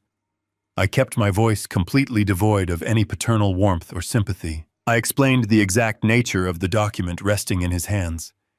I told him he was looking at a complete digital autopsy of his own marriage. I explained that while he was busy sitting in his apartment, plotting to lock me in a state-run medical facility, his brilliant, sophisticated wife was already actively draining my emergency medical reserves. I watched his eyes widen in absolute horror as I began to list the specific highlighted charges. I read out the monthly payments for the luxury European vehicle she drove. I pointed out the massive charges for boutique designer clothing downtown and the thousands of dollars spent on weekend spa retreats. I made sure to specifically mention the $4,000 diamond tennis bracelet currently sitting on her wrist. I told him she had treated my life savings like a personal slush fund, swiping the debit card with absolute impunity while he was entirely too blind or too lazy to notice. The realization hit him with the force of a physical blow. The sudden flash of hope that had illuminated his face just moments ago was instantly extinguished, replaced by a profound, sickening despair. He realized that Natalie had not just ruined his future by triggering a federal wire fraud investigation. She had actively bankrupted his past. She had stolen $62,000 from the only safety net he possessed to build a counterfeit image of wealth. I watched his hands begin to shake violently as the absolute total weight of his situation finally crushed him. He was a man with absolutely no career prospects, no house, and a massive impending federal legal battle. But the destruction was even deeper than that. Because he was legally married to Natalie, the debts she had accumulated and the money she had stolen were now legally his burden to bear. The federal courts would not just be coming after the $900,000 corporate loan. They would be seizing whatever pathetic assets he had left to compensate the estate for the $62,000 she had embezzled. He stared at the red numbers on the paper, his mouth opening and closing in silent, agonizing shock. He had completely sold his soul and betrayed his own father for a woman who was actively bleeding him dry behind his back. The absolute foolishness of his own existence was finally staring him right in the face. I did not feel the need to scream at him or demand an apology. An apology from a man like Brian is completely worthless because it is only born out of fear and never out of genuine remorse. I simply let the thick stack of papers slip completely from my fingers. The pages fluttered down, landing directly on his lap and spilling across the patterned carpet around his knees. He was completely surrounded by the undeniable physical proof of his own massive failure. I looked down at him one last time, feeling nothing but the cold, clean, empty space where a sun used to be. The ledger was entirely balanced. The structural failure had been completely contained, and the site was officially cleared. I delivered my final piece of advice to the broken man kneeling on the floor. I told him to start by paying off his wife's debts. I turned around and stepped into the elevator with Aaron. The brass doors slid shut with a heavy metallic click, cutting him out of my life forever. 6 months have passed since the heavy brass doors of that downtown elevator closed. I am no longer living in the loud, crowded city where I spent 4 decades pouring concrete and building commercial towers. I sold my large, empty house within a month of that final meeting. I packed up the few belongings that actually mattered to me and drove 300 miles north into the deep quiet of the mountains.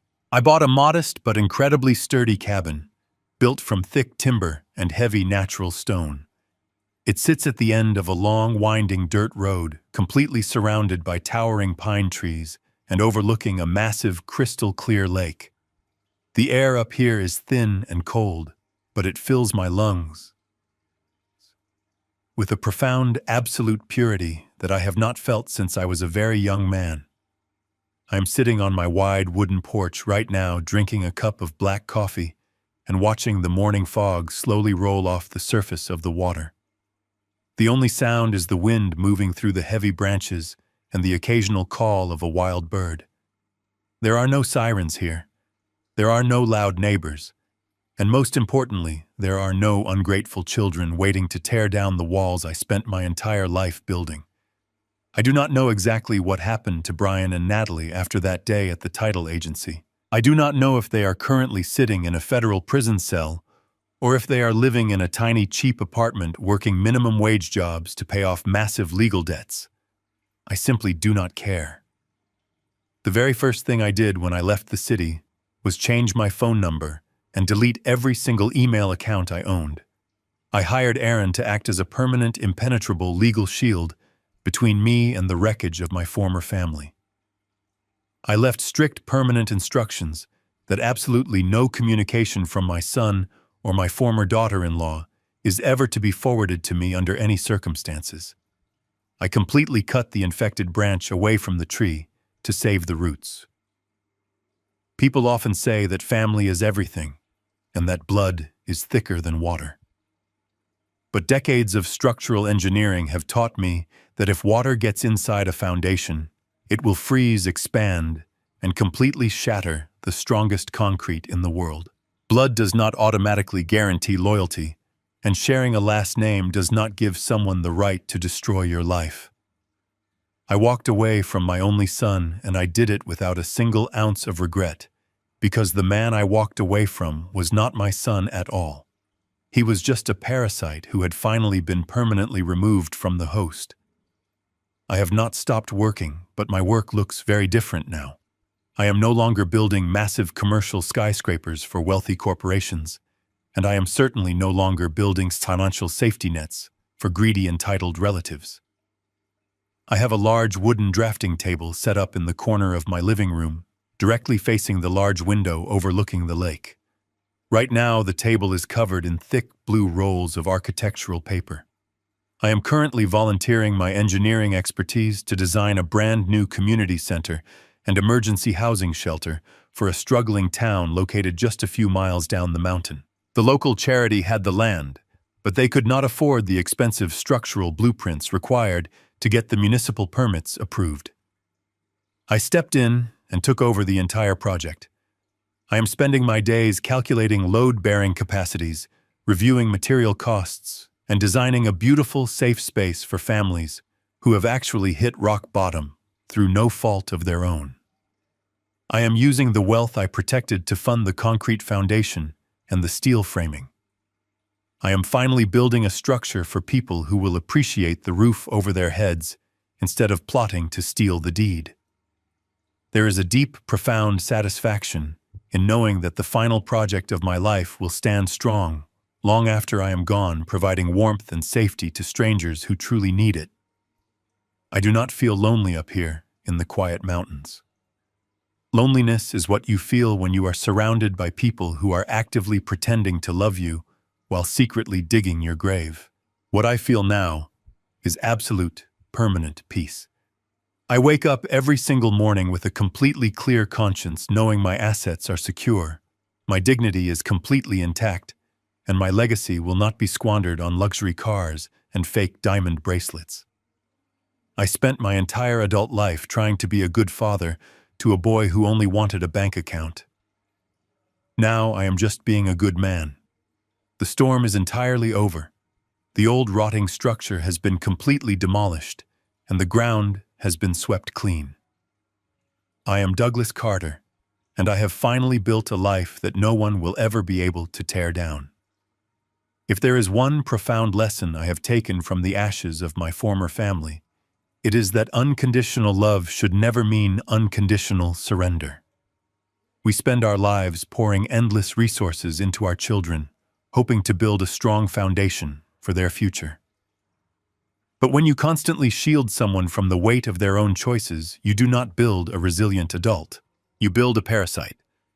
True love requires firm boundaries, and genuine respect cannot ever be bought with a cashier check.